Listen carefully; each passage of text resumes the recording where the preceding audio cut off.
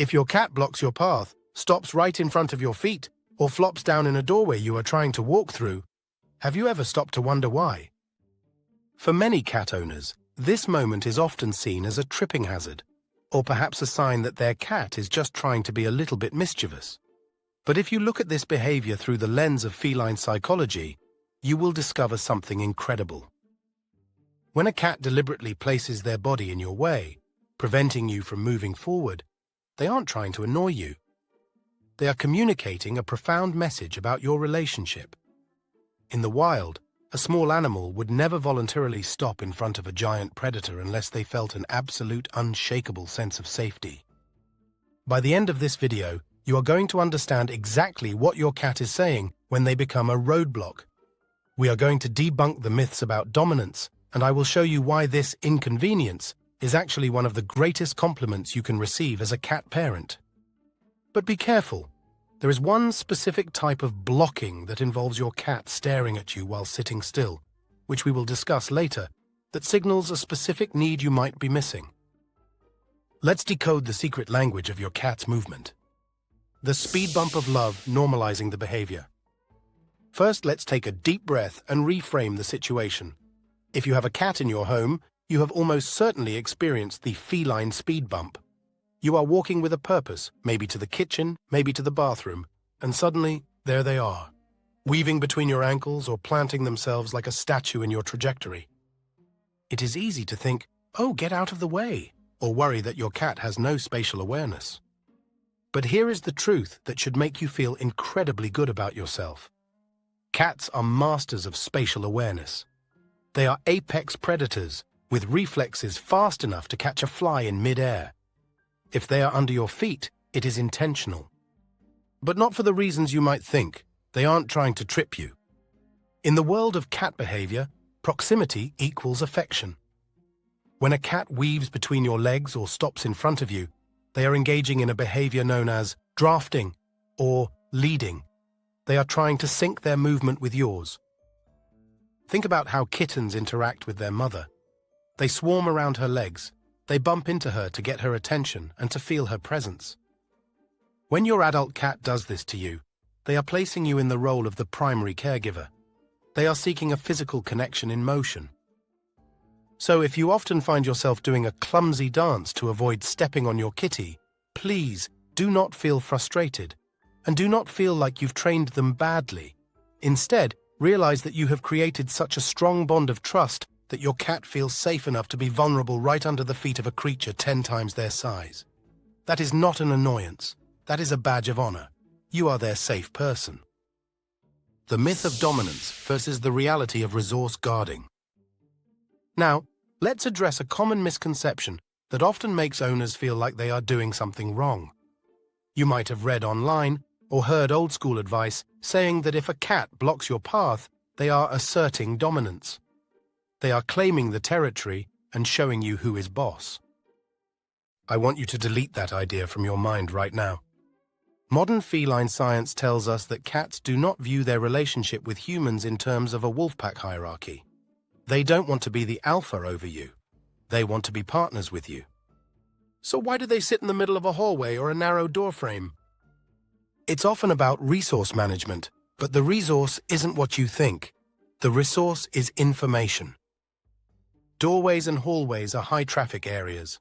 They are strategic vantage points. By sitting there, your cat can see who is coming and going. They are gathering data on the household. If you have a busy home, or even if it's just you, your cat sits there to be part of the flow of life. If they were truly trying to dominate you or be aggressive, their body language would be stiff, their ears would be back, and there would be tension. But usually, when they block your path, they are relaxed, maybe even looking up at you with slow blinks. This is the guardian behavior. They are overseeing their domain, which includes you. So, if you're worried that you need to show them who is boss by pushing them out of the way, please don't. That creates anxiety where there is currently trust. Instead, acknowledge them. Say excuse me gently. If it really becomes a problem, say you're carrying heavy groceries and it's dangerous, we can use a strategy called piggybacking. If your cat loves that one specific spot in the hallway, place a high-value alternative nearby. A slightly elevated perch or a designated mat right next to the doorway. This gives them the vantage point they crave, without them being a tripping hazard. You aren't kicking them out, you are upgrading their station. This validates their need to watch over the house, while keeping your ankles safe. The herding instinct, the shepherd. Have you ever felt like your cat is trying to herd you? Maybe they walk in front of you, looking back, then run a few steps, then stop again. Some people joke that cats think we are big, dumb kittens that need to be shown where to go. And honestly, there is a grain of affection in that. This is often called the shepherd behavior. Yes, often they are leading you to the food bowl. We know that cat food motivation is strong. If this happens around 5 p.m., they are clearly communicating a biological need. But look closer at how they do it. They aren't biting your ankles, usually. They are guiding you. This implies a cooperative relationship. In the wild, members of a cat colony, yes, cats can be social, will signal to each other about resources. By leading you, they are treating you as a cooperating member of their colony. Come with me, human, I know what we need. If this behavior feels overwhelming or demanding, it's easy to feel like a servant. But try to flip the script. Your cat trusts that you are the provider. They have total faith that if they communicate a need, you will meet it. That is a sign of a secure attachment style. An anxious cat might hide or act out aggressively when hungry. Your cat simply talks to you with their body. However, if you want to reduce the tripping risk during mealtime, establish a routine that doesn't rely on them leading you. Use a specific sound or word for dinner time. But when they do herd you, take it as a moment of bonding. You are a team moving towards a shared goal, even if that goal is just their dinner. The stop and flop, the ultimate trust. This is perhaps my favorite behavior of all, and the one that is most often misunderstood. You are walking down the hall, and suddenly, flop. Your cat throws themselves onto the floor, maybe exposing their belly, maybe stretching out long, right in your path. This is the stop and flop. If you have ever stepped over them and ignored it, or felt annoyed that you had to break your stride, listen closely. This is arguably the highest compliment a cat can pay you. Think about anatomy. A cat's belly is their most vulnerable point. Their vital organs are there, protected only by soft skin. In nature, a predator protects their belly at all costs. By throwing themselves down in front of a walking giant, that's you, they are saying, I trust you implicitly not to hurt me. I am so comfortable with you that I will voluntarily immobilize myself in your presence. They are breaking their own survival instinct because their love for you overrides their fear. This is often a request for a social role. They are inviting you to engage. They don't necessarily want a belly rub. That can be a trap. But they want acknowledgement. They want you to stop, look at them, maybe offer a slow blink or a gentle head scratch. If you ignore them and walk past, it's a missed opportunity for connection. So, the next time they pull the stop and flop, take 3 seconds, just 3, pause, crouch down, acknowledge the gesture, say, I see you, and I love you too. This reinforces the bond and actually makes them less likely to do it frantically, because their need for connection has been met. You are validating their trust. The sunbeam and the sentinel, biological needs. Sometimes blocking your path has nothing to do with you, and everything to do with the environment you have provided. You might notice your cat sprawled out in a very inconvenient spot on the rug, dead center of the living room. Why there? Why not on the expensive cat bed you bought? Look at the light. Cats are heat-seeking missiles. Their ancestors were desert animals. They have a higher body temperature than us and expend a lot of energy to maintain it. When they find a sunbeam or a draft-free zone, they anchor there. If that sunbeam happens to be in your walkway, your cat isn't trying to block you. They are prioritizing thermoregulation. They are comfortable in the home you've built. This is a sign of a relaxed cat. A stressed cat hides under the bed or in dark corners. A confident, happy cat sprawls in the open, even in high-traffic areas. If you find yourself tiptoeing around them, realize that this is a sign of a happy ecosystem. You have made a home where they feel they own the floor. However, if you need to reclaim the floor, remember the piggybacking strategy we mentioned earlier. Don't just move them. That's rude in cat language. Lure them. Place a heated blanket or a fleece throw in a spot near the sunbeam, but out of the walkway. We want to offer them a yes, a better spot, rather than a no, get out of the way. The playful ambush, social engagement.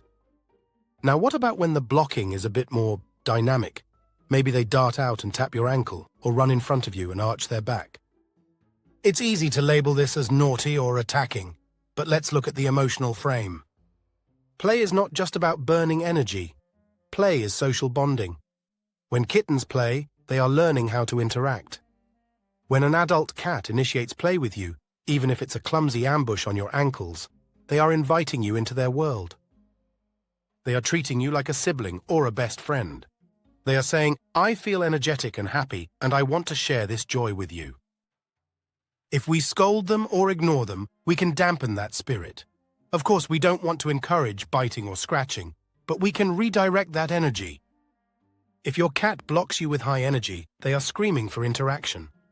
This is a great time to grab a wand toy. They don't want to stop you from walking.